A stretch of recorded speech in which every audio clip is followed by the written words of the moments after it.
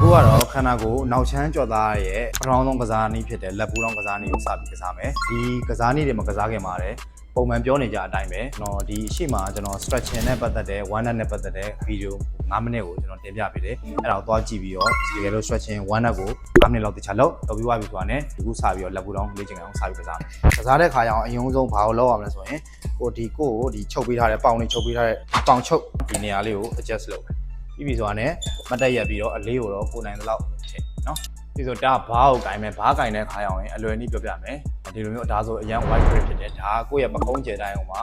6လက်မအကွာဖြစ်နိုင်ဒီလိုအကွေးလေးပေါ့နော်ကျင်တိုင်းမှာဒီလိုအကွေးလေးရှိရဘားလေးရှိရအဲ့အကွေးနာနေပဲစကင်မယ်ကင်ပြီးပြီဆိုတာနဲ့တကယ်လို့ကိုကစပြီးဘာလုပ်ရမလဲဆိုရင်ဒီကိုယ့်ရဲ့ scapula ကိုအရှိကိုမှောက်ထားမယ်ပေါ့နော်ဆိုလိုချင်တာရင်ဘက်ကိုအရှိတွန်းထားမယ်ဆိုတာဒီလိုမျိုးမဟုတ်ဘူးပေါ့နော်အဲ့လိုမျိုးဆိုရင်ဒီမှာဆိုရင် direction တန်းလာတဲ့ direction နဲ့ခေါင်းနဲ့လည်းမလွတ်ဘူးအဲ့တော့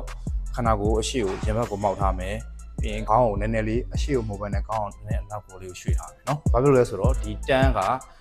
လာပြီဆိုရင်ခေါင်းကမရှောင်ဘူးဆိုရင်မှဆွဲလို့မရတော့အဲ့ဒါကြောင့်ခေါင်းကိုအနောက်ကိုဆုပ်ထားမယ်ရင်ဘက်ကိုဖွင့်ထားမယ်ပြီးပြီဆိုတာနဲ့ချတဲ့ခါရောက်ရင်ကိုမေးစီလောက်လာရပြီဆိုတာနဲ့ break ဖတ်မယ်နော်အဲ့မှာတစ်ချက်အနေနဲ့ဒီတထောင် angle ကိုကြည့်ရမယ်နော်တထောင် angle ကအရှိကိုဒီလိုမျိုးမဖြစ်ရဘူးအနောက်ကိုအရင်ဒီလိုမျိုးကြီးလည်းမဖြစ်အောင်တိုက်မဖြစ်ရဘူးဒီဘားတန်းနဲ့ဒီလက်နဲ့တန်းနဲ့ဖြစ်အောင်ဆိုနော်ဒီမှာ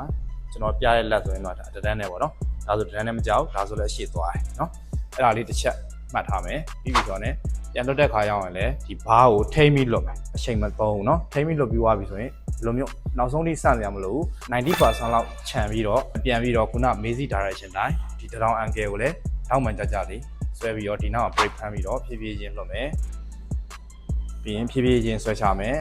ဒီဘားကိုဆွဲချတဲ့ခါမှာအသက်ရှူတဲ့ခါရောက်ရင်ဆွဲတဲ့ခါမှာရှူလို့ရတယ်လွတ်တဲ့ခါမှာပေါက်ထုတ်လို့ရတယ်အသက်ရှူတဲ့ဟာကိုယ့်အတွက်စိတ်နှောက်ယှက်ဖြစ်တယ်ဆိုတော့အသက်မအောင်ထားနဲ့အဆင်ပြေလို့ရှူလို့ရတယ်ဒါဆိုရင်ဒါမှန်ကန်တဲ့ကစားနည်းဖြစ်ပါတယ်